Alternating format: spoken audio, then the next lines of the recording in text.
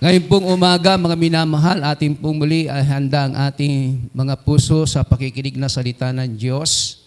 At hayaan natin na mapuno tayo ng pananampalataya sa pakikinig ng kanyang salita.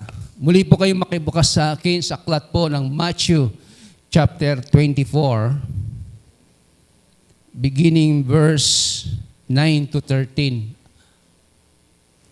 sa New International Version. Ang sabi po dito, sa verse 9, "Then you will be handed over to be persecuted and put to death, and you will be hated by all nations because of me." Sa verse 10, "At that time, many will turn away from the faith and will betray and hate each other. And many false prophets will appear and deceive many people. Because of the increase of wickedness, the love of most will grow cold.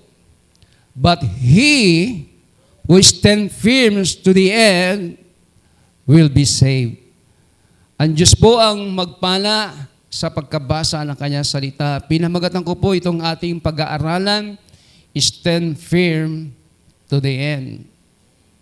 Ang manatiling tapat hanggang wakas ang siyang maliligtas. Hallelujah.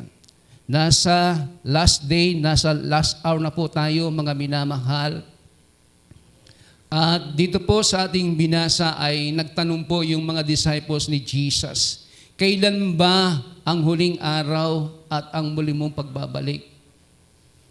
Sabi ni Lord, magkakaroon ng mga taggutom, lindol, giyera, kaguluhan, at kamumuhian kayo ng mga tao. At sinabi niya itong verse 9 at hanggang 13 po sa kanila bilang preparation for the end times and the coming of the Lord. At sabi niya sa kanila, ang sinumang mananatiling tapat hanggang wakas ang siyang maliligtas.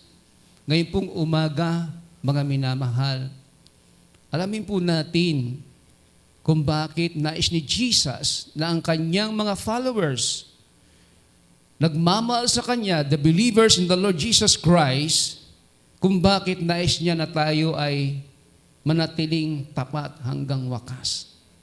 Manatili tayong matatag sa ating pananampalataya.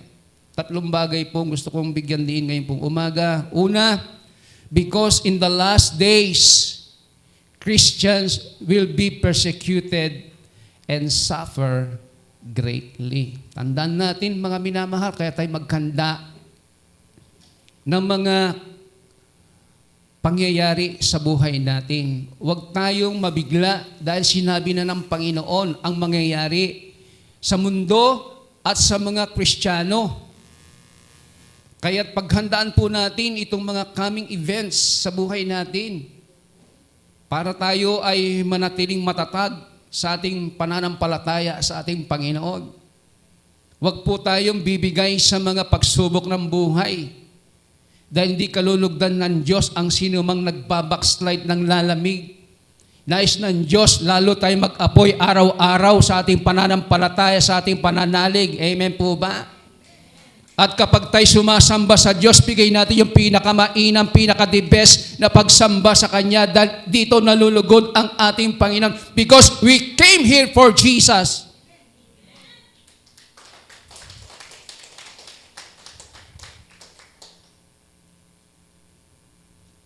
Sabi po dito, they will be the victims of hate crime that will cost their life because of their relationship with Jesus.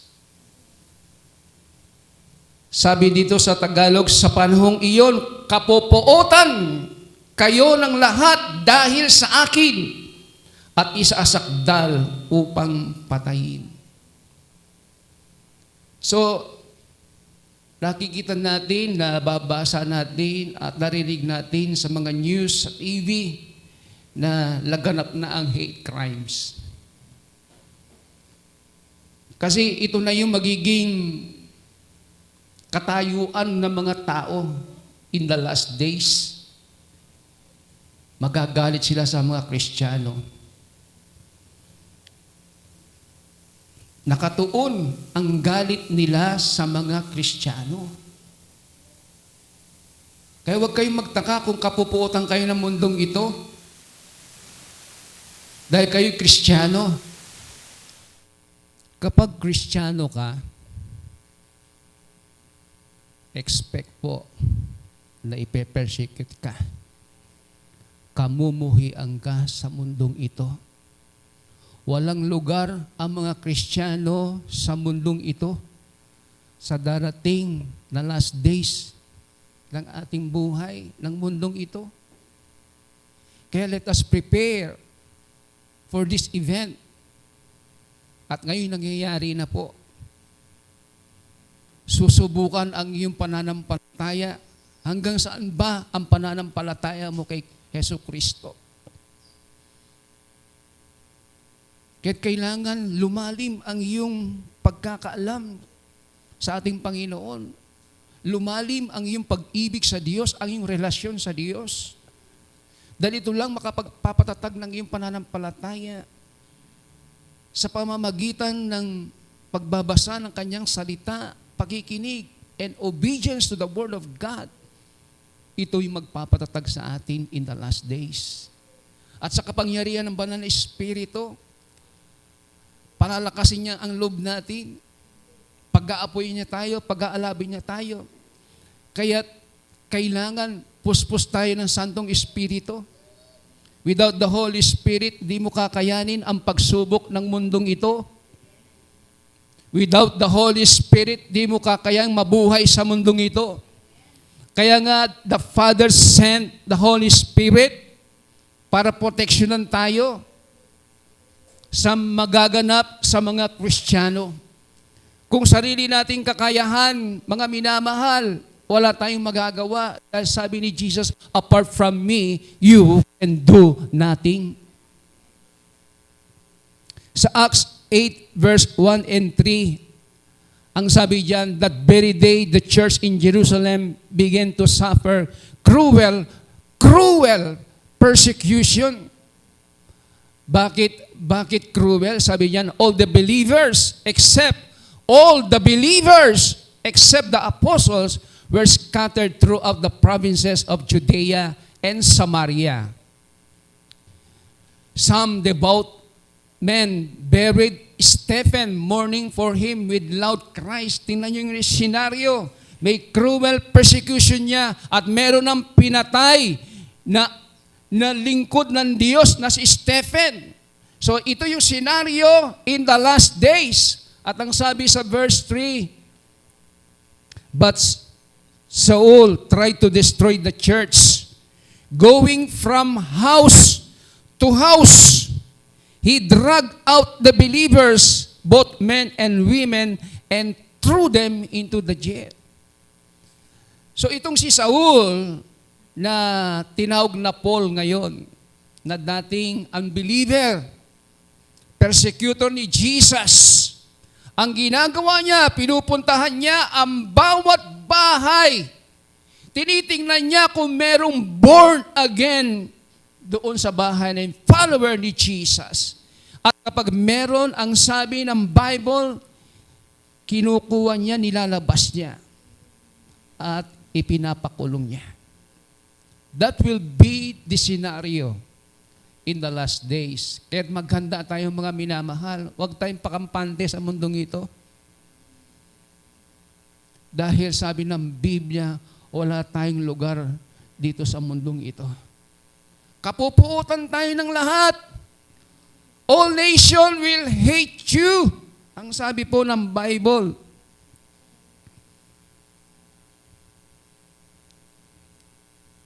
At nung pong midweek natin, narinig po natin yung patotoo ng ating mga kapatid.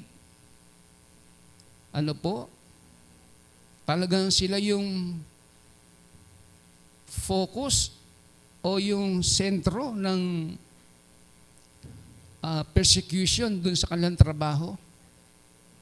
Dahil sabi po nung employer, mamili ka, ang charge mo o ako, o ang trabaho mo. Church, darating po yung mga panahong yun.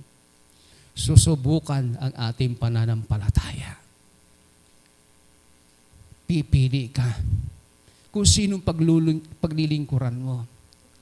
Ang salapi o ang Diyos. Ang trabaho ba o ang Panginoon?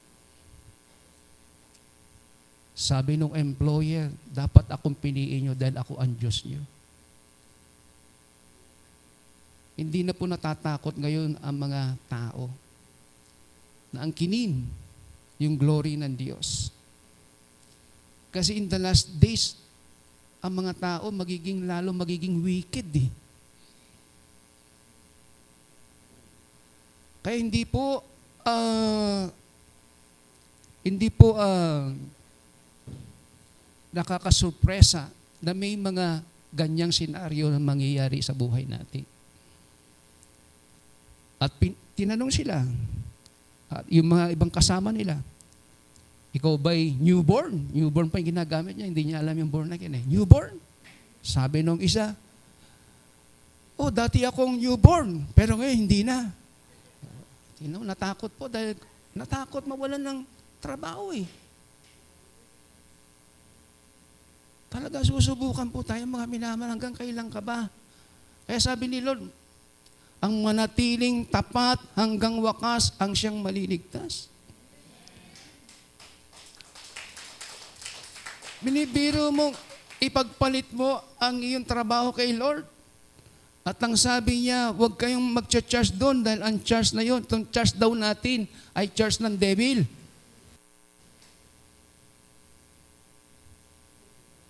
Kulto daw po tayo. Naniniwala po ba kayo doon, mga minamahal? Naniniwala ba kayo na ang church na ito ay devil at kulto? Mga minamahal. Kasi akala po niya kasi, membro tayo nung napakalaking church na gumagamit ng mga jet. Sabi nga ni Brother Raymond, sana makita nila yung kotse ni Pastor kung paano niya dinadrive. Halos hindi niya yung manibela dahil nasira na yung kanyang power steering. Dahil nabaha, hanggang ngayon hindi pa napapagawa. Tapos, sabi niya, meron daw tayong mga jet. Hindi ko pa nga maparepair yung aking kotse. Hanggang ngayon, basag pa yung ilawan sa puwet.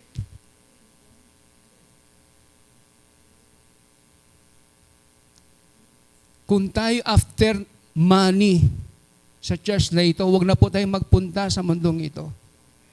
Kung ako po'y after ng money, hindi po karapat-dapat na maging lingkod ng Diyos.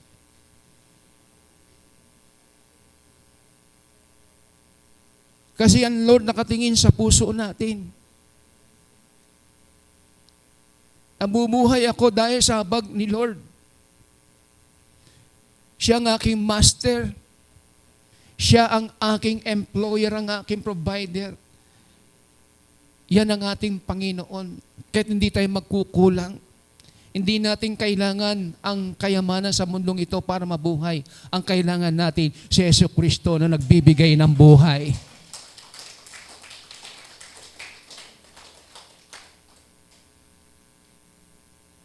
Napakalungkot na malaman na mga born-again Christians ay bumibigay sa panahon ng pagsubok. Pero naniniwala ko sa church na ito, walang bibigay na mga Kristiyano. Sapagkat sila'y aral sa salita ng Diyos. Ang sinasamba natin dito, the Father, the Son, and the Holy Spirit, and the three are one. Amen? Full gospel po tayo. Mula Genesis hanggang Revelation. Ito ang ipinapangaral natin. Hindi natin ikinakahiya ang mabuting balita sapagkat ito ang kapangyarihan ng Diyos sa kaliligtas ng tao. Yan ang sinasabi ng Bible. Kaya ipinapangaral ang gospel ni Lord Jesus dahil ito ang kapangyarihan ng Diyos para ang tao ay iligtas. Pero maraming mga taong ayaw makinig ng salita ng Diyos. Kung alam lang nila na sa pagkikinig ng salita ng Diyos, magkakaroon sila ng pananampalatay kay Jesucristo at sila'y maliligtas. Kaya lang binubulag sila ng dyablo. Ang Diyos ng sanlibutan na inaalok sa mga unbeliever ang mundong ito sa kanilang kasiyahan para sila ay tumalikod sa Diyos, hindi magtiwala sa Diyos, magtiwala sa kanilang mga sarili. Sa Hebrew 11:35 to 38, mga minamahal, tingnan niyo po itong pangyayaring ito. Ang sabi diyan, and some women through faith received their loved ones back again from death. But others trusted God and were beaten to death.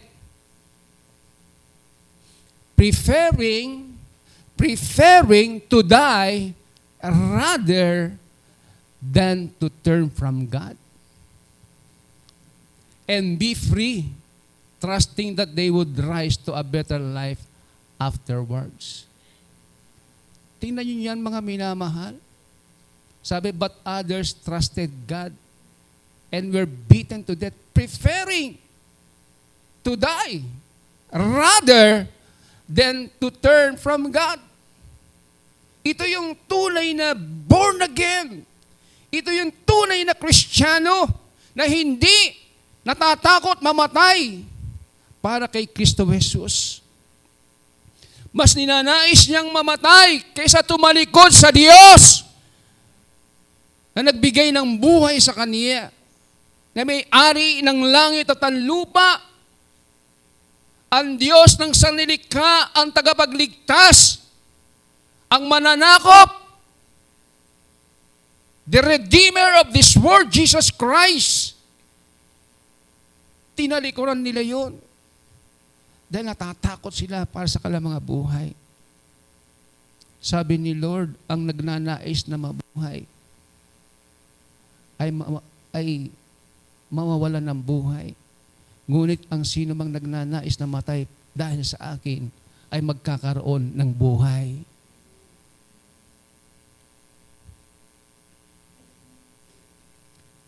Hindi po tayo dapat matakot ano man ang sapitin natin sa mundong ito.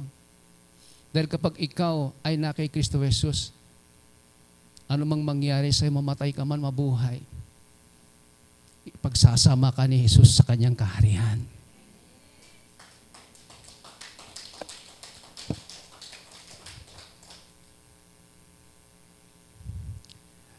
Many Christians will be deceived and turn away from faith. Marami daw mga Kristiyano sa huling panahon, bago bumalik ang ating Panginoon, sila po'y madideceive and turn away from faith. Satan will use deception as his most powerful weapon against Christians. Alam mo yung pinaka-powerful weapon ni Satan ay deception? Ginawa niya yan sa Genesis, kina Adam and Eve. Kaya sila'y nagrebelde sa Diyos eh. Sinabi mo talaga ng Diyos na kapag kinain mo yung halaman, ikaw ay mamamatay. Sabi niya, hindi ka mamamatay, kundi magiging katulad ka rin ng Diyos. Kita niyo, dinisip niya. Dinisip niya sina Adam and Eve.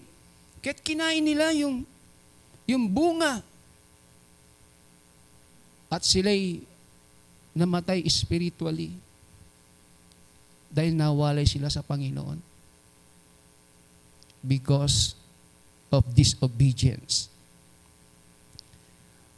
At sabi doon sa verse 10, at that time many will turn away from the faith and will betray and hate each other. Kapwa Kristiyano, mag-aaway, ibebetray ang bawat isa. Kasi sabi ni Jesus, hindi lahat na pumapasok sa simbahan ay nananalig sa akin. Darating ang panahon, isisif ni Jesus, sasalain ni Jesus, ang bawat mga followers niya. Kung ikaw nga ay totoong Kristiyano o mananampalataya. At sabi, and many false prophets will appear and deceive many people. Darating ang panahon na ang mga manampalataya ay ipagkakanulo ang bawat isa, ang kanilang kapwa. Maraming magpapanggap na propeta at ililigaw niya ang marami. Mga minamahal, kapag ikaw ay hindi aral sa salita ng Diyos, kapag hindi ka nagbabasa, pinagbubulayin mo ang salita ng Panginoon, ikaw ay target ng deception. Madali kang iligaw ng kaaway dahil hindi mo alam ang katotohanan. Kasi ang salita ng Diyos ang katotohanan. Amen po ba? Sa John chapter 17, your word, O God, is truth. Walang ibang salita kundi na pawang katotohanan kundi ang salita ng Diyos.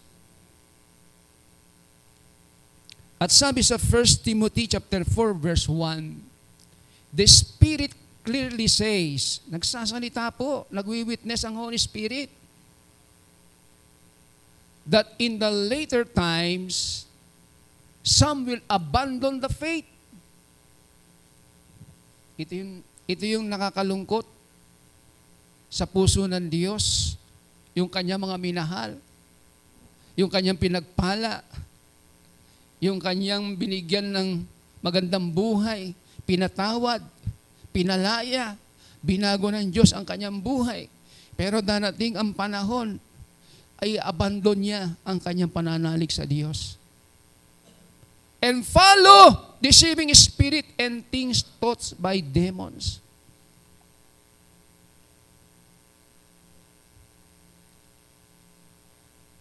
Maraming tatalikod sa kanilang pananampalataya at sabi dito, maliwanag ang sinasabi ng Espiritu na sa huling araw ay tatalikuran ng ilan ang pananampalataya. So ang sinasabi dito ay mga Kristiyano. Ang sabi ng Espiritu ng Diyos na tatalikuran ng ilan ang pananampalataya. I pray na hindi tayo kasama doon. Amen po ba? Pray na hindi ka kasama doon. Magiging matapat tayo sa paglilingkod sa Diyos anumang mangyari sa ating buhay. Amen? Kabi-kabila man ang persecution, ang suffering, anumang pain na pinagdadaanan mo, huwag bibigay ang iyong pananampalataya sa Diyos. Huwag kang tatalikod sa Diyos. Amen? Satan will use false teachers to turn away people from truth. 2 Timothy chapter 4, verse 3 to 4. For there is going to come a time when people won't listen to the truth, but will go around looking for teachers who will tell them just what they want to hear. They won't listen to what the Bible says, but blindly follow their own misguided ideas. Darating ang mga panahon na yung mga tao, ang gusto lang pakinggan ay yung kating-kati ang kanilang mga tenga na yung gusto lang nilang marinig ay yung para po sa kanilang ikabubuti. Ano po, yung prosperity. Ano po, sabi nga crown without thorns. Pain without gain. Yun ang gustong-gusto nila. Napakinggan. Yung wala ng paghihirap. Aalis sila, hahanap sila ng church na ganon. At marami na po. Mga church na nag-o-offer ng gospel na hindi gospel ni Lord Jesus. Kaya kayo pong nandito, pakinggan niyo pong maigi yung mga mensahe. Kung ito'y naaayon sa salita ng Panginoon, huwag tayong basta papalakpak kung maganda yung sinabi ng pastor. Dapat aralin natin, sinabi ba talaga ni Lord yun? Baka naman nililigaw na kami ng pastor nito. Mga Bereans, sinasaliksik nila kapag nagsasalita sa Apostol Pablo. Tinitignan nila kung tama yung sinasabi ni Apostol Pablo. Kasi sabi ng Bible, maraming maliligaw. Gustong-gusto nila yung mga teacher na nagsasabi ng mapagpatawad ang Diyos. Mahal na mahal ka Diyos. Kahit ano pang nagawa mo, mahal na mahal ka ni Lord. Sige lang. Magpatuloy ka lang sa buhay.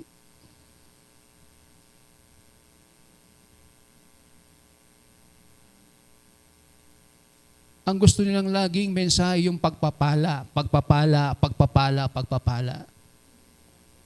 Pero pagdating ng righteousness, holiness, and repentance, ayaw po nilang pakinggan yun dahil nare-rebuke po sila. Masakit sa kanilang mga tenga yung topic na holiness or righteousness. O yung pagtitiis, paghihirap, dahil ikaw yung lingkod ng Panginoon. Dahil sabi nga ni Apostol Pablo, hindi lang tayo tinawag na manalig, kundi tayo rin naman ay magtiis na kasama ni Kristo Jesus. Ayaw na ayaw nila yung pagtitiis. Gusto nila puro blessing. Amen? Kapag nagbigay ka ng ganito, nako, mas lalong malaki ibibigay ni Lord sa iyo. Yun ang gustong-gusto nila. Kaya paglabas ng church, saan mo na sila matatagpuan? Nagsasaya na sila. Inom dito, inom doon.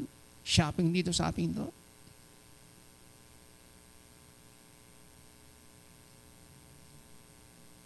Hindi na sila nagwi-witness sa mga tao na nais ng Panginoon.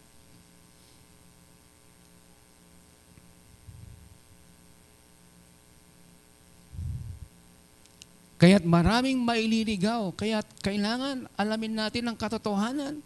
Yung Bible mo, dili-diliin mo bawat araw. Baka yung Bible mo hindi na nabubuksan. Kapag di nabubuksan ang Bible, sumasama lahat ng pages. Pero pag nabubuksan yan, madali.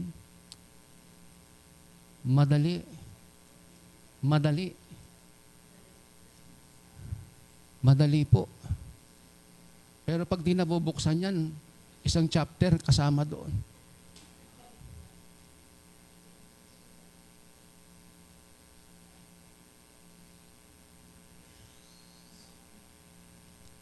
Jesus said that you are blessed when you are persecuted because of Him. Jesus said that you are blessed when you are persecuted because of Him. Matthew 5, verse 11 to 12. Ang sabi diyan, blessed are you when people insult you, persecute you, and falsely say all kind of evil against you because of me. Rejoice and be glad, because great is your reward in heaven, for in the same way they persecuted the prophets who were before you.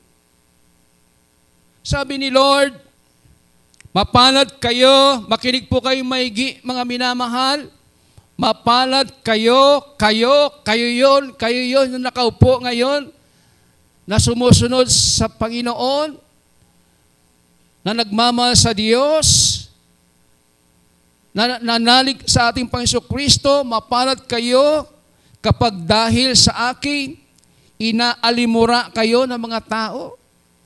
Kung ang employer mo, puro mura sa iyo. Dahil ikaw ay Kristiyano, galit na galit sa relihiyon mo, pagiging Kristiyano mo, inaalimura ka, sabi niya, mapalad ka! Huwag kang iiyak. Kapag inaamura ka, praise the Lord, Kristiyano ako. Dahil galit ang taong ito dahil sa aking pananalig kay Kristo Jesus. Sabi niya, magdiwang kayo at magalak. So kapag pala pinipersecute tayo, huwag tayong iiyak. Hello, nandiyan po ba kayo?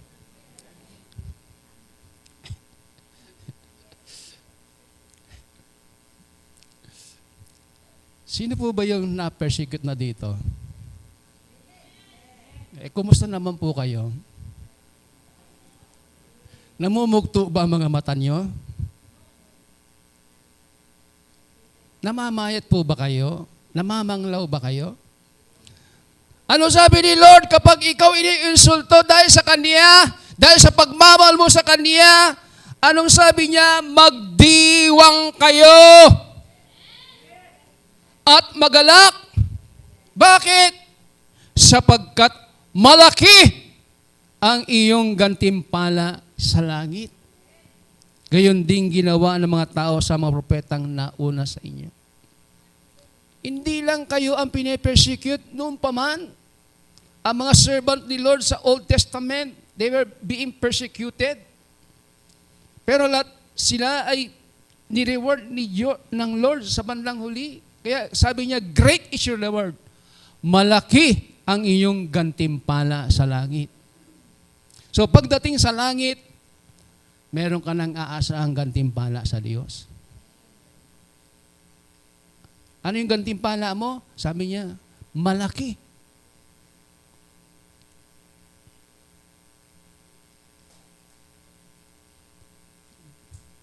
Kahapon, kasi piniprepare ko na yun sa leadership, meron dong kwento na encounter ko. Isang pastor at saka isang intercessor. Pareho silang namatay. Pagdating sa langit, tuwan-tuwa yung pastor. Sabi niya, siguradong malaki ang aking mansyon. Sabi niya. Pero meron siyang nakakita mas malaki. Sino ba yun? Sabi nung pastor, siguradong malaki ang aking gantimpala. Kasi marami akong nagawa sa Lord. Sabi niya, marami akong nagawa sa Lord, sabi niya. Pero meron siyang nakita mas malaki. Sino ang may-ari nun? Sabi niya. Siya yung intercessor mo sa church. Kaya ka nagtatagumpay dahil sa panalangin niya sa iyo. Hello? May kabuluhan ang lahat ng ating ginagawa. Hindi lang pastor ang pinagpapala. Amen po ba? Kapag kayo matapat sa assignment ninyo, sa pinagkatiwala ni Lord na gawain sa inyo, malaki ang gantimpala mo sa langit. At huwag kang bibigay sa anumang pagsubok ng buhay. Dahil tiyak ang gantimpala mo sa langit.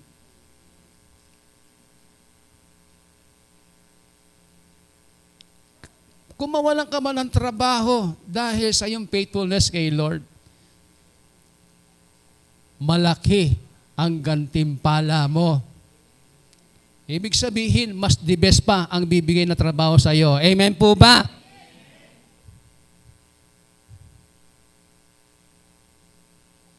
Pangalawa po, because of increase in wickedness.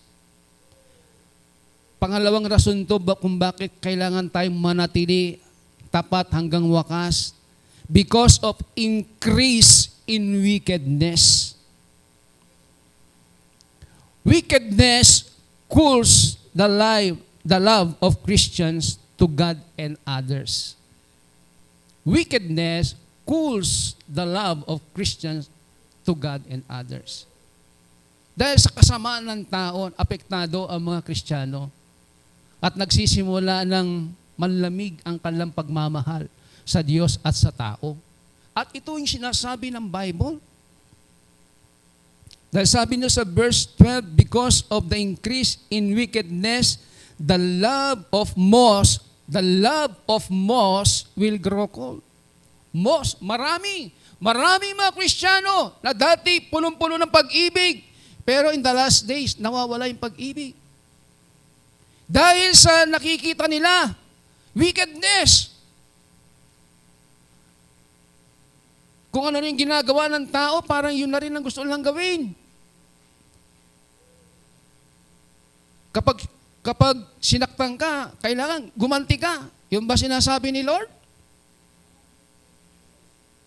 Kasi wicked eh. Pero yung mapagmahal na Kristiyano, niya sabi ni Lord, kapag sinampal ka sa kaliwa, ibigay mo yung kanan, di po ba? Pero ngayon, pag sinampal tayo sa kaliwa, anong gagawin mo?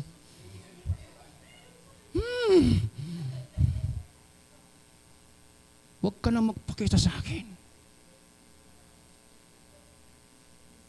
Gusto mo lamusakin yung kanyang mukha eh. Dahil sinaktan ka eh.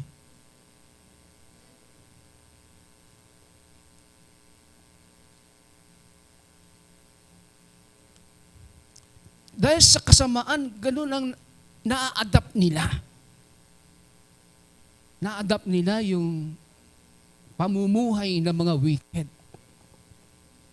Di ba ngayon parang okay na lang yung pwede na magsama kahit hindi kasal.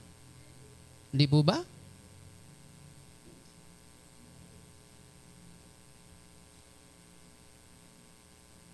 Okay lang inom-inom dito, inom-inom doon, okay lang yun.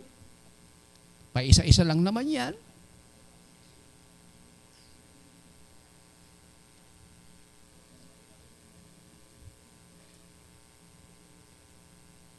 Yun ba ang turo ni Lord sa atin? Walang blessing ang sex outside marriage. Walang blessing ni Lord yun. Curse ang abutin mo. Kaya piliin natin ang tama. Bagamat ganito ang nangyayari sa mundo,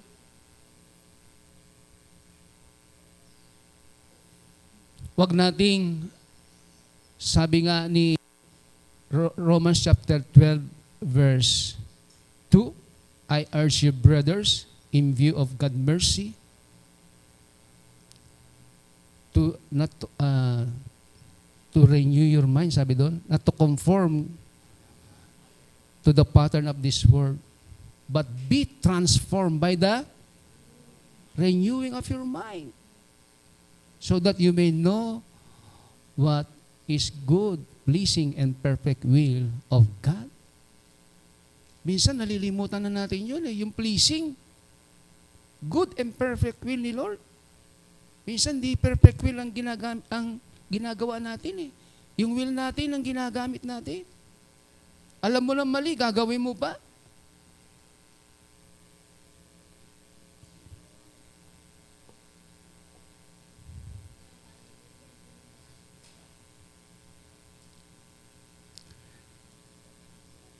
Second Timothy chapter 3 verse 1 to 5.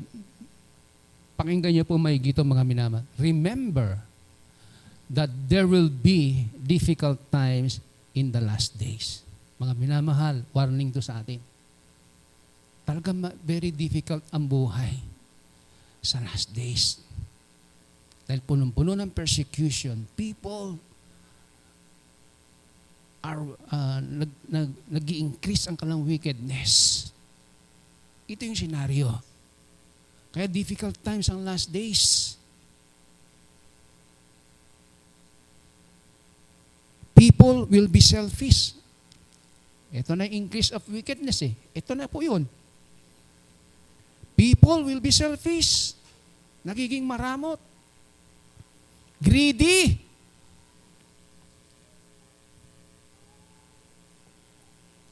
Ito yung mga gluttony, di ba? Pinapakita sa mga sa TV, sa Facebook, ano po? Yung mga mukbang-mukbang na yan. Grabe. Isang palanggana, kaya niyang ubusin. Malaki rin naman ang views niya. Kumikita siya doon. Okay lang yun. Boastful. Mayabang. Kapag mataas. Conceited. Puno ng pride. They will be insulting. Mapang-insulto sila. Disobedient to their parents. Sumasagot na sa mga magulang nila. Kinakalaban na ang kanilang mga magulang.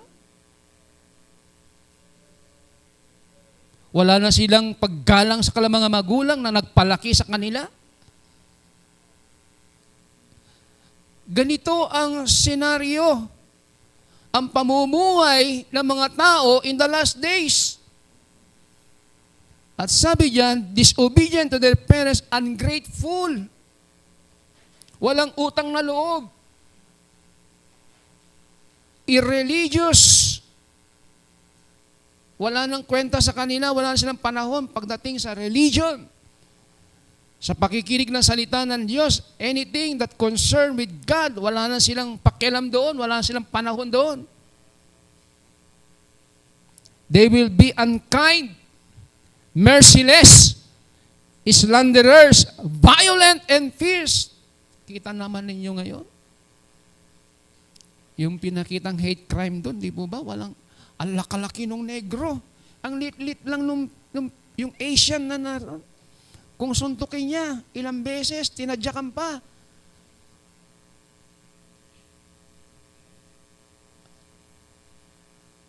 At ngayon, kung pamatay ang tao, parang baliwala sa kanila.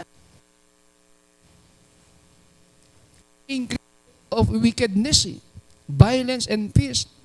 They will hate the good. Kamumuyan nila kung anumang mabuti. Pag mabuti, ayaw nila. Pag masama, okay yan. Yan ang gawin natin. They will be treacherous, reckless, and swollen with pride. They will love pleasure rather than God. Mas gusto nila yung pleasure. Ngayon, talagang marami nang pumupunta ngayon sa probinsya, hindi po ba? Sa Boracay ngayon, dami-dami na, punong-puno na yung hotel. Ano po?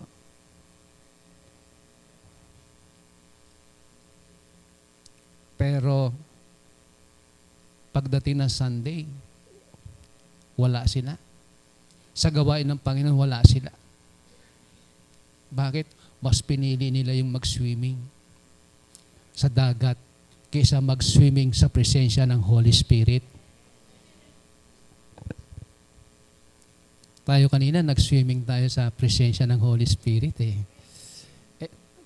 Nadama po ba ninyo yun? Nadama po ba ninyo mga minamahal? Nung tayo umaawit dito, daman-dama ba ninyo yung pagkilos ng Holy Spirit?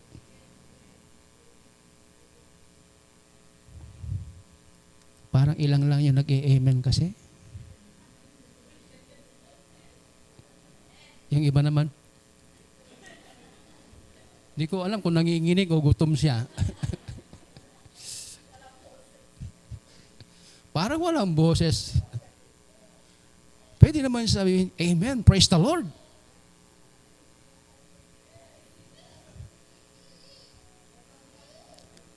They will hold to the outward form of our religion. Magpapakita sila parang Kristiyano sila. Parang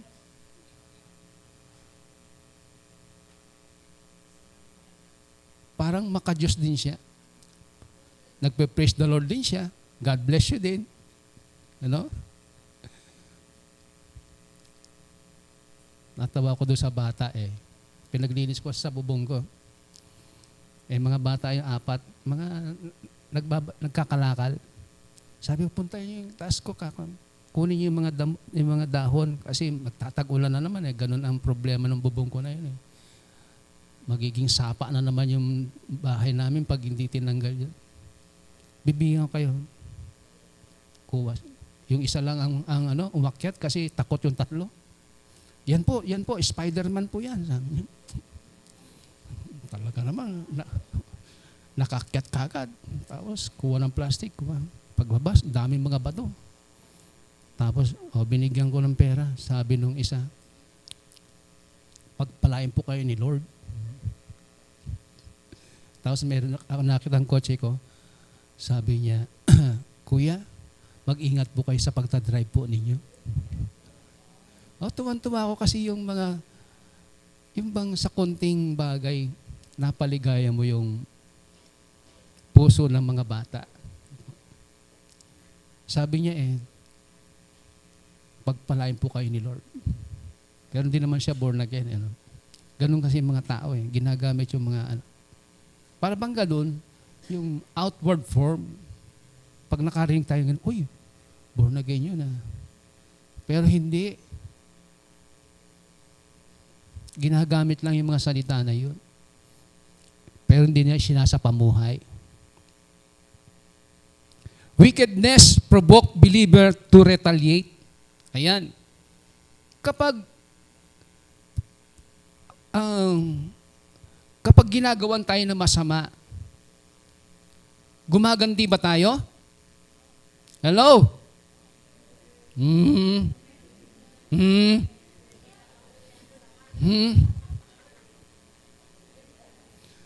Kapag ginawan ba tayo ng masama, gumaganti ba tayo?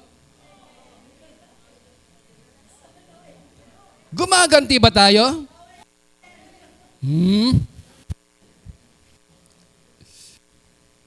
Alam nyo, wag na tayong magpaligoy-ligoy pa. Magpakatotoo na tayo. Nagagawa natin gumanti minsan. Minsan naman.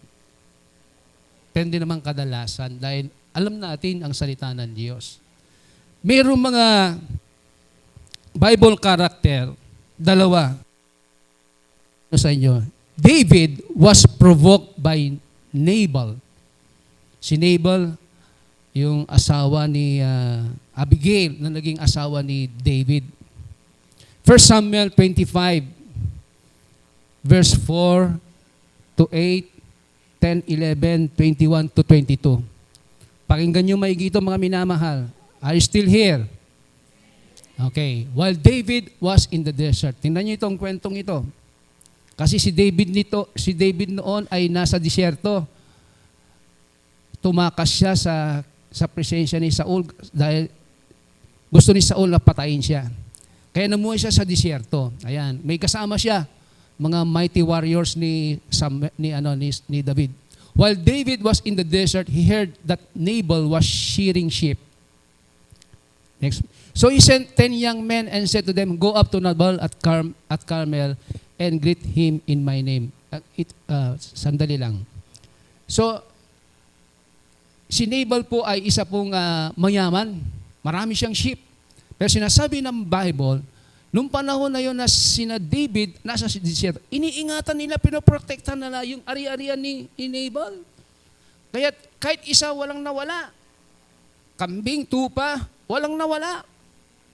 Kaya naman, dahil panahon ng shearing time, pinapunta ni David yung young men niya para naman ay humingi man lang ng kahit konting tulong, pagkain, para naman sa kanyang mga tauhan dahil piyesta naman yan. Lagay na natin, piyesta naman At sabi diyan sa verse 6, sa susunod, say to him, ito pa nga ang sabi ni David sa kanya, ito ang sabihin nyo sa kanya, long life to you, good health to you, and your household. Makikita natin talagang si David, talaga, born again talaga, no?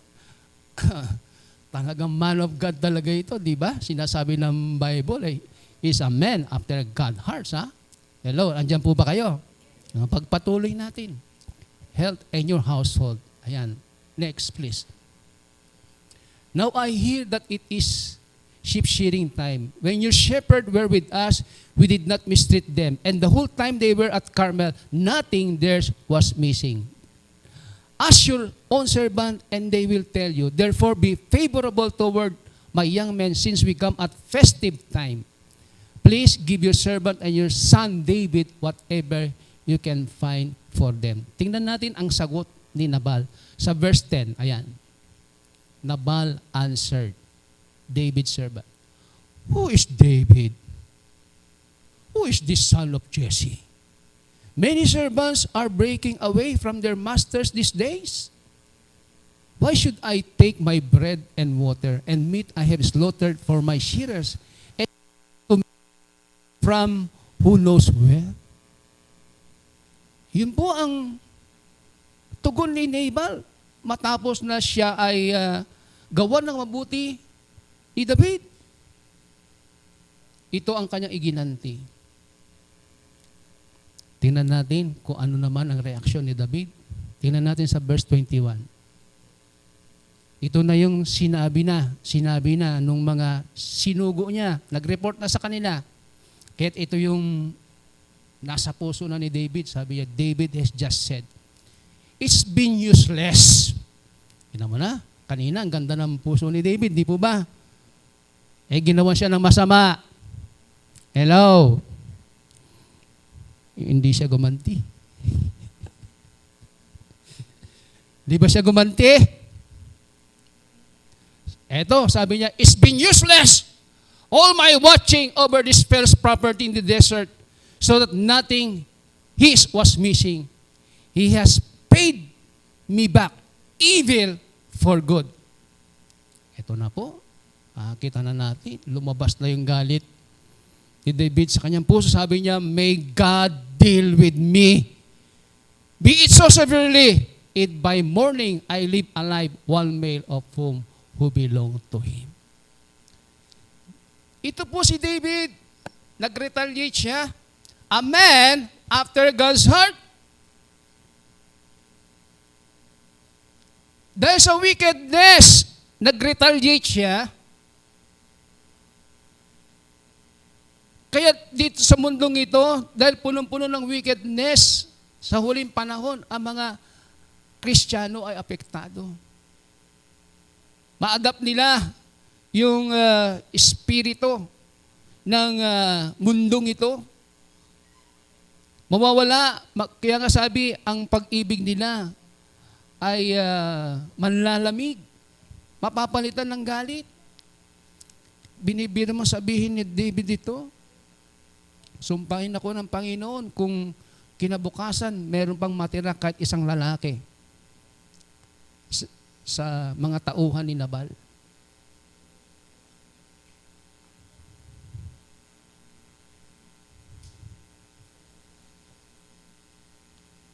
So makita natin, talagang nagre-retaliate tayo minsan.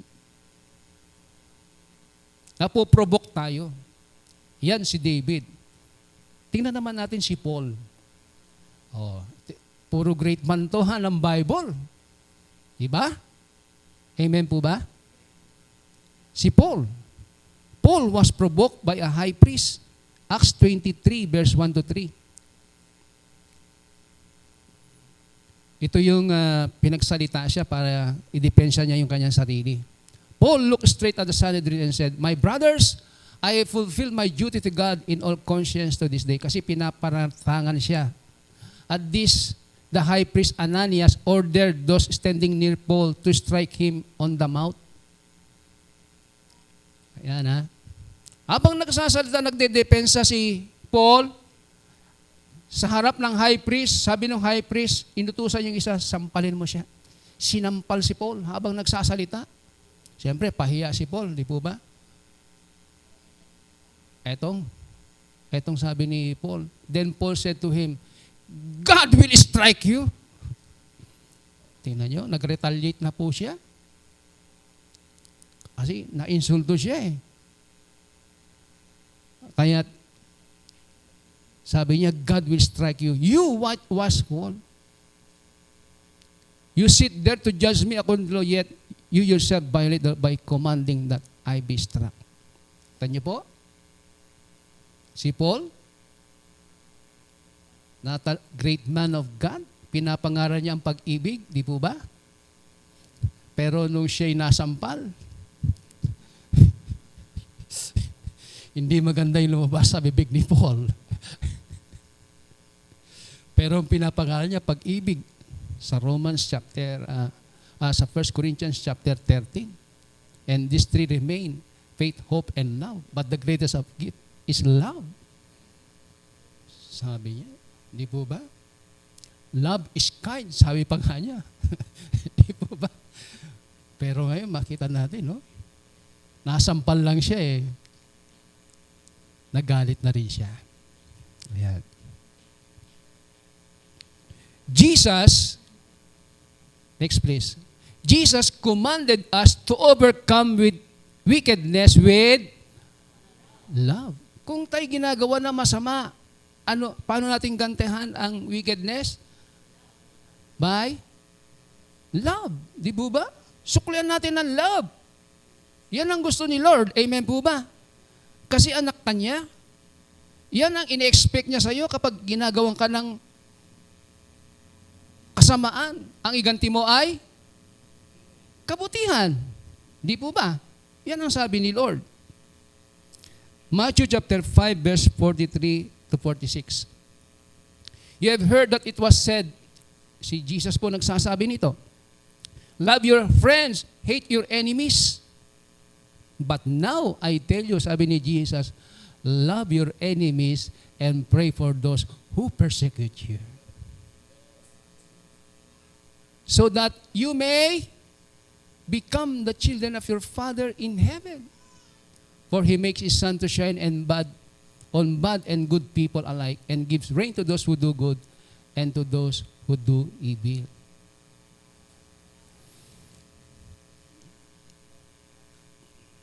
Ano pong gusto kong bigyan diin dyan, mga minamahal?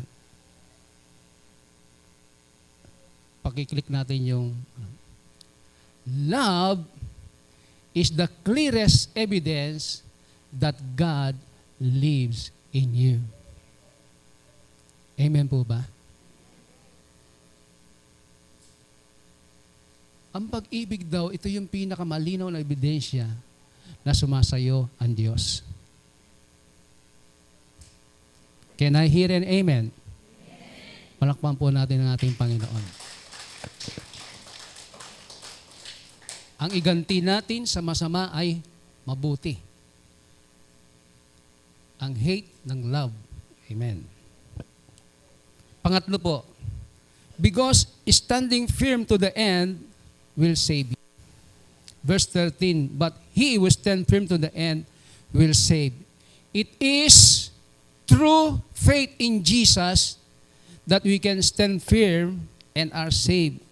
Sa pamamagitan ng ating pananampalataya, kaya tayo ay magiging tapat hanggang wakas is through our faith.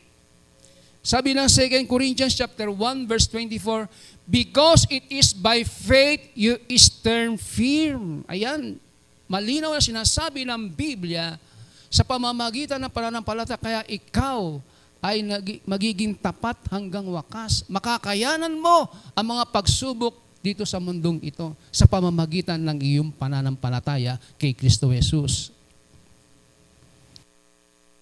In what Jesus says, keep us from falling away. Believing in what Jesus says, keep us from falling away. Lahat ng sinasabi, yung Bible, yung sinasabi ni Jesus sa atin, kapag tayo naniniwala dito sa kanyang salita, ang sabi niya, He will keep you away from falling. John 6:60 and 66 to 69. Tingnan natin verse 60. On hearing it, nagsalita kasi si Jesus eh. At hindi nila nagustuhan sinabi ni Jesus kasi malalim. Hindi nila kayang tanggapin yung sinabi ni Jesus. Kaya sabi, on hearing it, many of His disciples po ito ha, mga minamahal, disciples to, matagal na niya nakasama. On hearing it, many of his disciples said, "This is hard teaching. Who can accept it?" Di na matanggap yung salita ni Jesus. At sabi diyan sa 66, at this point, many of his disciples turned away and deserted him. Yan, dahil sa sinabi ni Jesus, hindi na kayang tanggapin, kaya't marami sa kanila ang tumalikod kay Jesus. 67, then Jesus turned to the 12 and asked, "Are you going to?" Kayo, sabi niya sa kanya mga disipulo, iiwan din ba niyo ako? Tatalikuran din ba niya ako? Ito yung sagot ni Simon Peter. Pakinggan po natin. Sabi niya, Simon Peter replied, "Master, to whom shall we go? You have alone the words that give eternal life." Yung ibang disciple,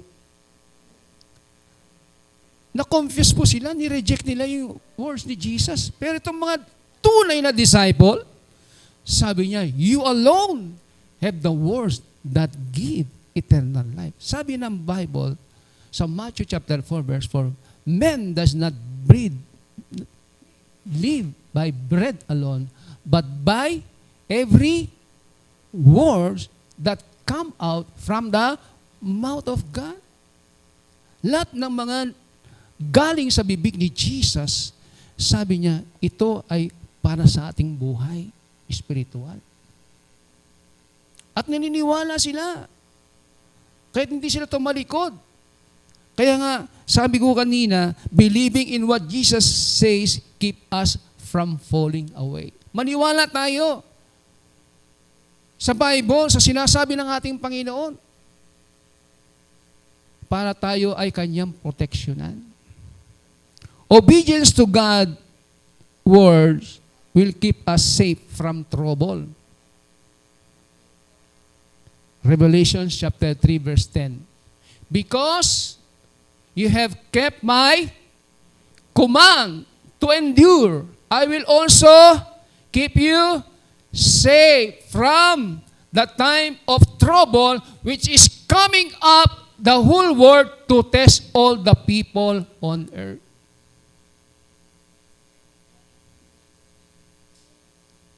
Kaya sabi doon sa Revelations, "Because you have kept my command to endure." Ito sabi ni Jesus sa lahat ng mga follower niya.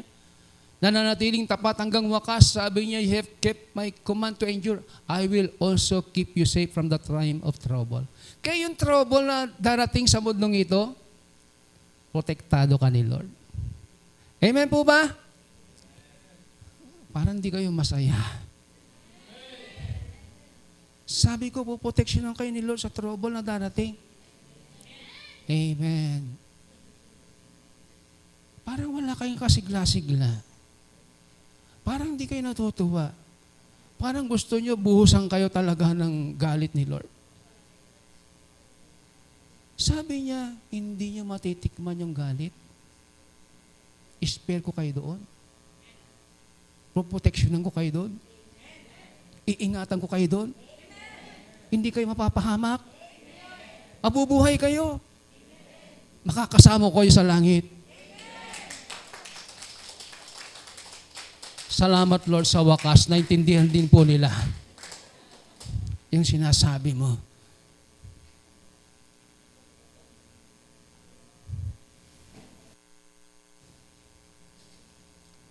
Only those who remain faithful to God despite all difficulties will enter the kingdom of God. Acts 14 verse 22, dito tayo magtatapos. They strengthen the believers, encourage them to remain true to the faith. We must pass through many troubles to enter the kingdom of God. Yan po ang sabi ng Apostol Pablo. Bago tayo makapasok ng langit, sabi niya, we will pass through many troubles. Kahit may trouble, lalagpasan natin yan. Hindi tayo mapapahamak. Yung ibig sabihin yan, amen po ba? Talagang darating ang pagsubok eh. Pero iingatan ka ni Lord sa mga pagsubok na yan. Hindi ka bibigay dahil nanalig ka sa Kanya. Amen po ba? Conclusion natin. 1 Corinthians 15:15. Ito yung lagi nating gustong sabihin. So then, my dear friends, stand firm and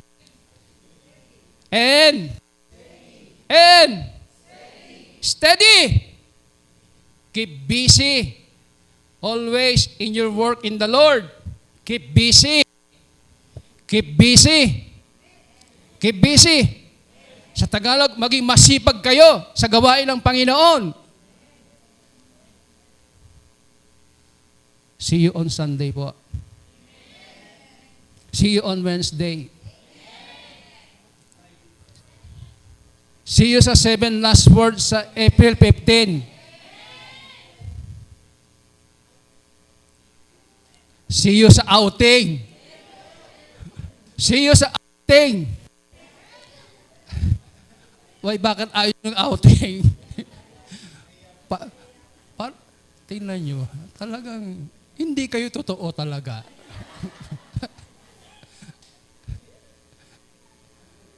Amen! Bakit? May activities doon eh. Anong gagawin natin? Doon di lang naman tayo mag-swimming. Magkakaroon tayo ng water baptism.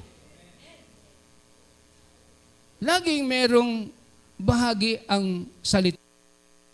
Hindi lang yung puro swimming. Amen po ba? Kapag may gawain tayo, kasama salita ng Diyos. Mag-swimming ka, makinig ka muna ng salita ng ating Panginoon. 7 last word April 15, alauna po tayo mag-start sa Friday po dito, mga minamahal. Hello, nandyan po ba kayo? Bagamat yung iba nasa probinsya na, yung mga maiiwan dito na walang mga pamasahe. Ano po? Hello. Meron naman pong April 15. Alauna po, magsisimula ang 7 last word of Jesus. At pagkatapos nun, alas 7, dapat ando doon na tayo mga alas 6 pa. Doon sa Villa Camagong, magkaroon tayo ng outdoor at water baptism.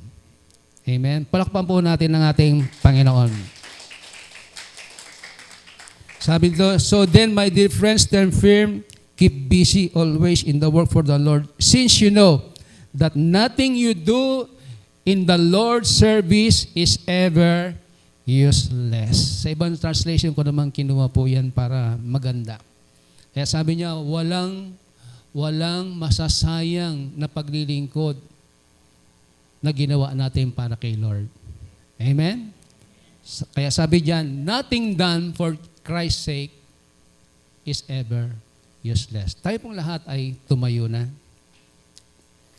Hallelujah. Church, prepare yourself.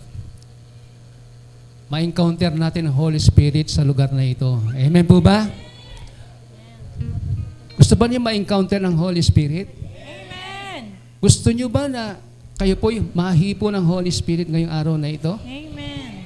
Gusto niya palakasin kayo ng Holy Spirit ngayong araw na ito? Amen.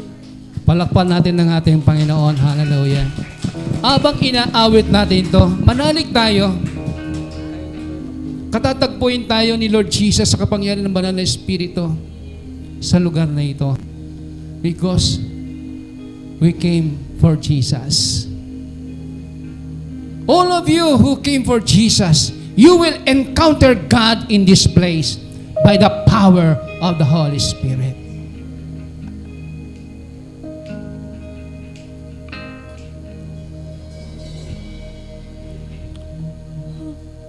All it takes is one moment and just one touch from you. Put aside all distractions, 'cause I came for you. Put aside all I distraction. came for you. Put aside all distraction.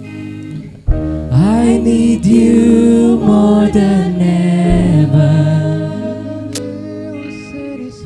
Nothing can satisfy.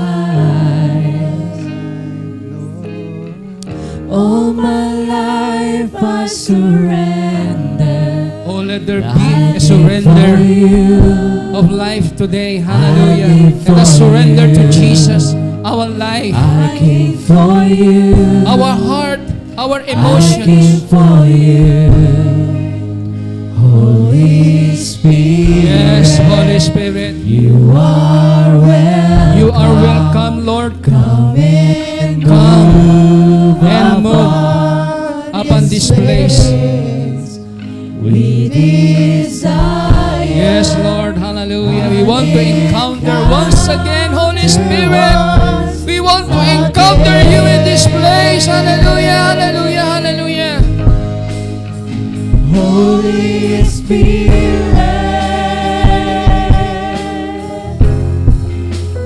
Holy Spirit.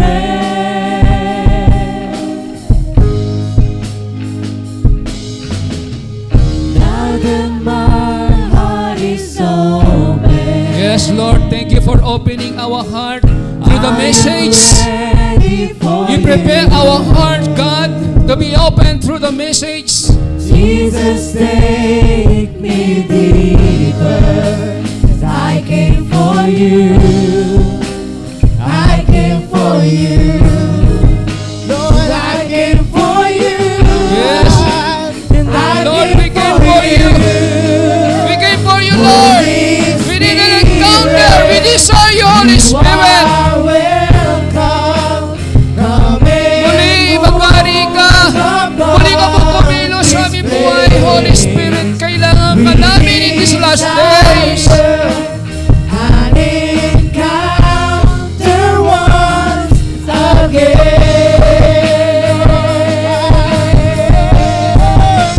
Send your Yes, fire. Holy Spirit, send your fire.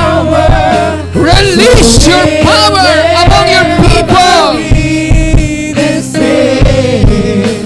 We desire an encounter once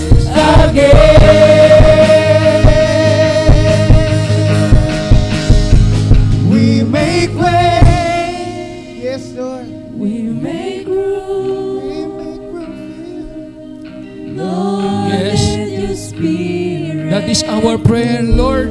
Prayer po namin, make a way, God, in this place. Make your way, Lord. Make your way. Make your way, Holy Spirit, in this place. In the very heart of your people. Make a room. Make a room in their heart, Lord. Fill them. Fill every heart today Make room, with your presence.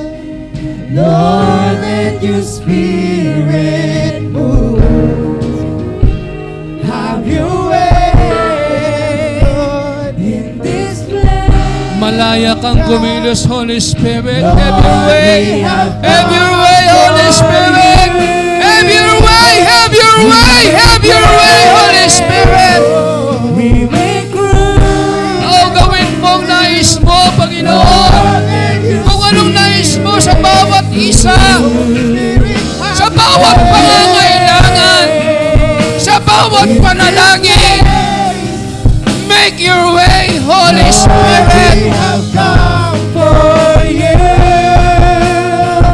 We make way, Holy Spirit. You are welcome. Yes, we welcome you. Move upon this place. We desire an encounter once again.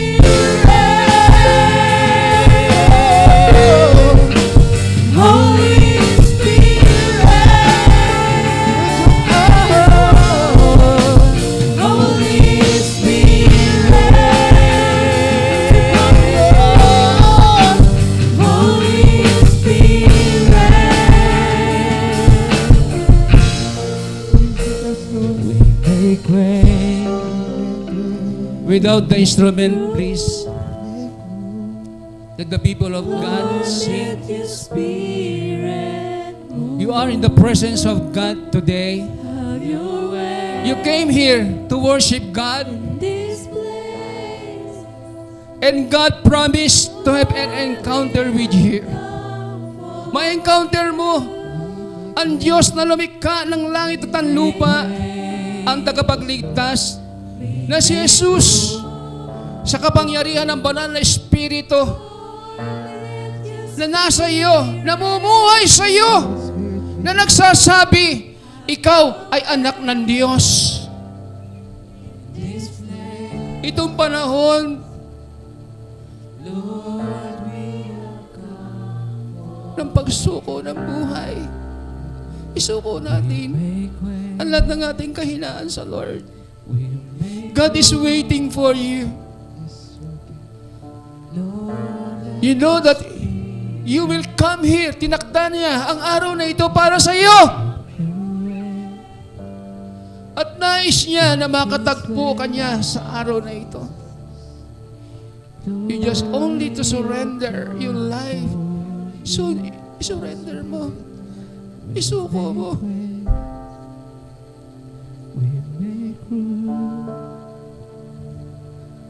The only thing that you can do today is to surrender. Surrender your heart to Jesus. Matagal na niyang inaasam ito sa buhay mo. Matagal ka na niyang tinatawag, kinakausap. Bigyan mo siya ng pansin sa buhay mo. Marami nang nagdaan sa buhay mo, ginawa mo ang gusto mo. Pero alam mo, nabigo ka. Meron kang kailangan sa buhay mo na siyang pupuno ng tunay na kapayapaan na hinahanap mo na matagal na sa iyong buhay. And this is the right place where you can encounter God. Invite now the Holy Spirit. Invite in your heart the Holy Spirit. Invite mo siya ngayon. Lord, maghari ka sa puso ko. Pagod na ako sa aking mga struggle. Pagod na ako. Lord, let your spirit Pagod na ako dahil ako ang nagmamando ng aking buhay. in this place. Nagiging captain ako ng aking soul. But now, please, Holy Spirit, please, Holy Spirit, Make way. ngayong araw na ito, ikaw naman ang manguna sa buhay ko. Let your spirit Move, Holy Spirit. away. Pangunahan mo po ako. This place. Ayaw ko ng buhay Lord, we have come na nakawalay sa iyo. you. Ayaw kong maiwan sa mundong ito. Make way. Nais kong makasama kita doon sa langit. Katulad ng pangako mo, doon isang kriminal na naipako, nakasama mo, ang sabi mo sa kanya, surely, I tell you, today, you will be with me in paradise. For you. Kailangan mo lang ilagak ang iyong buhay sa Diyos. Sa kanyang kamay, wala ka nang gagawin. Isuko mo! Isuko mo ang iyong buhay sa Kanya. At doon ka lamang magkakaroon ng tamang relasyon sa Diyos. Ang gusto niya i-relasyon mo sa Kanya. Hindi niya kailangan ang kayamanan mo. Ang kailangan niya ang puso mo. Dahil dyan siya nakatingin. Pangako niya kapag binigay mong puso mo kay Jesus, lilinisin niya ito ng purong-puro. Katulad ng niebe ni gatuldok na kasalanan, wala kang makikita because your heart will be purified by the precious blood of the Lamb. Aalis ka sa lugar na ito. Kung pumasok ka man, punong-puno ka ng kasalanan, punong-puno ka ng kabigatan, lalabas ka sa lugar na ito. Malinis na malinis ang puso mo dahil hiningi mo kay Kristo Jesus ang kapatawaran. At ang sabi niya, He is faithful and just to forgive us and to cleanse us from all unrighteousness. Papalitan niya yung pusong bato ng pusong laman. Kung matigas man ang puso mo ngayon, bibigyan ka ng pusong laman ng Diyos sa kapangyarihan ng banal na Espiritu. At sisimulan mo ng manalig sa Kanya. Hindi na mahirap sa iyong sumunod dahil papalitan ni Lord ang iyong puso ng pusong laman na handa niyang i-mold, handa niyang pagpalain at turuan upang ikaw ay makasunod sa Kanya. Panginoon, salamat ng marami.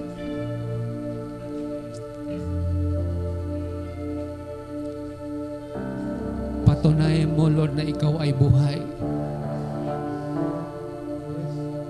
Na ikaw ay nasa aming kalagitnaan. Hayaan mo maranasan ka ng bawat isa. Have your way. Have your way. Have your way, Lord. Have your way. Have your way, Lord. Have your way in this place. Have your way, Lord. Have your way. Have your way, Lord. Have your way. We have come for you. We make way. We make room. Lord, let your Spirit move. Have your way in this place. Lord, we have come for you. We make way. Thank you, Holy Spirit. We make room. Thank you, Lord. Thank you, Lord. Thank you, Lord. Hallelujah. Lord, let your Spirit move. Have your way in this place. Lord, habang nandito kami, have your way. Lord, iparanas mo sa kanila ang iyong kapangyarihan. Iparanas mo ang iyong kalwalhatian. Iparanas mo, Lord, maranasan kanila that you are real, that God exists, and He rewards us who earnestly seek Him. Iparanas mo, Lord, iparanas mo ang kapangyarihan mo sa lahat na nagpunta rito para ma-encounter ka. Lord, iparanas mo ang iyong kapangyarihan. Let us just be at peace with God. Let there be silence. Just allow the organ to play. Allow the Holy Spirit to move in this place. Hayaan mong kumilos siya sa puso mo. This is the time of the Holy Spirit. In the last days, God will pour out His Spirit among all flesh.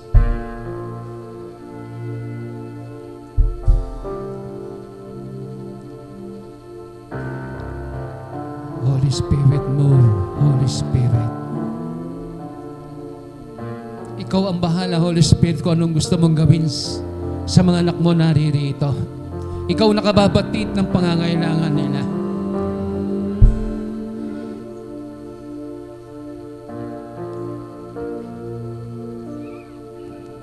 You can talk with God. Sabihin mo sa Kanya, ang laman ng iyong puso ngayong araw na ito, handa siyang makinig, handa Kanyang patawarin, handa Kanyang iligtas, handa Kanyang pagalingin, handa Kanyang palayain, handa Kanyang tugunin ang desire ng puso mo ngayong umaga. The Holy Spirit is the third person of the Trinity. Hallelujah. He is here. He is here. He is here. He is here. He is here. Igalang natin ang Kanyang presensya. Let there be worship in this place.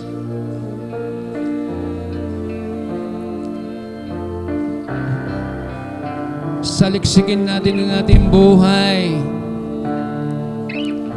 at atin nang isukiyos ang ating puso, ang ating buhay. At simula sa araw na ito, siya na ang masunod, hindi na ikaw. Ang Holy Spirit na. He will lead you and guide you in all truth. Thank you, Holy Spirit.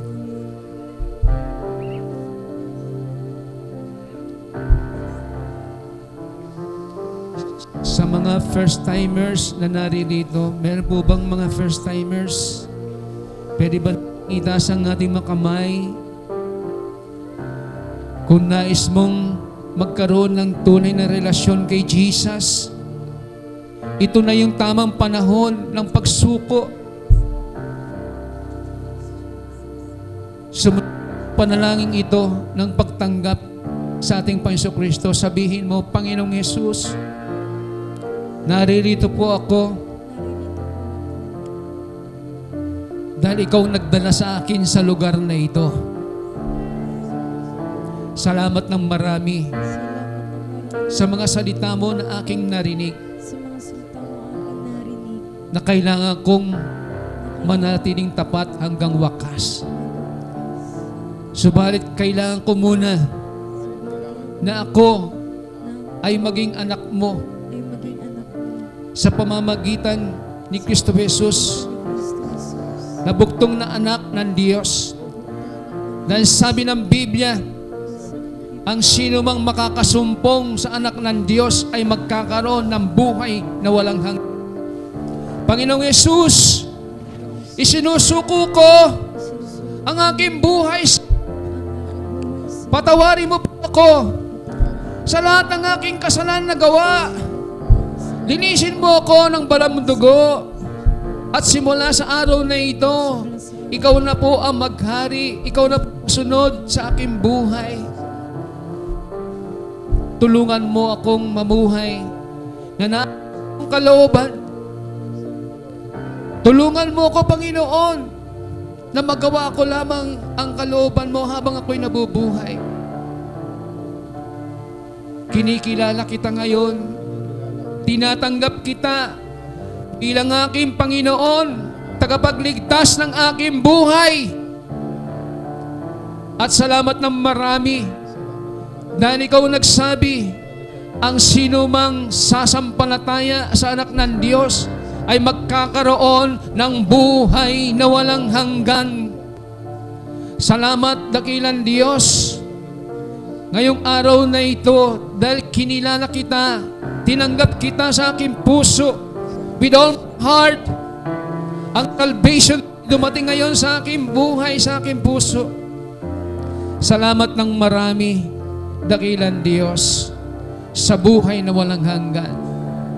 At anumang mangyari sa akin, alam ko na ako po'y makakasama mo sa langit. Salamat ng marami. Pagpalain mo rin po, Panginoon, ang lahat ng mga anak mo dito na nagpunta sa araw na ito, sa service na ito. Lord, salamat, kinatag mo po ang bawat isa. Hallelujah. Pinuno mo kami, Panginoon, ng iyong kapangyarihan. Pinuno mo kami ng iyong salita. Pinuno mo kami ng pag-asa. Salamat pinatatag mo ang aming pananampalataya, Amang Banal, sa pamamagitan po ng iyong salita. Kaya't kami po'y lubos na nagpapasalamat sa iyong kabutihan. Tulungan mo kami, dakilang Diyos, na mamuhay lamang sa gitna na iyong kalooban. Patatagin mo po kami, Panginoon, sa bawat araw. Magawa namin ang dakilang kalooban mo habang kami nabubuhay. Ang Banal, marami po salamat. Bless, Lord, your children. Hallelujah. Let healing flow. I release your healing. I release your salvation in the name of Jesus. Let it flow, God. Let it flow. The blessings of God. Hallelujah. Lahat ng pangangailangan ng mga anak mo. Let it flow today, God, in Jesus' name. In Jesus' name. Hallelujah. Tanggapin niyo ang pagpapala ng Diyos na buhay. Hallelujah. Hallelujah. Dahil ang sabi ng Panginoon, hallelujah, seek ye first His kingdom and His righteousness, and all these things shall be added unto you. Yan ang pangako niya, yan ang assurance niya. Hindi ka lalabas na hindi mo dalang pagpapala, katugunan ng iyong panalangin. Dahil yan ang pangako ng Diyos.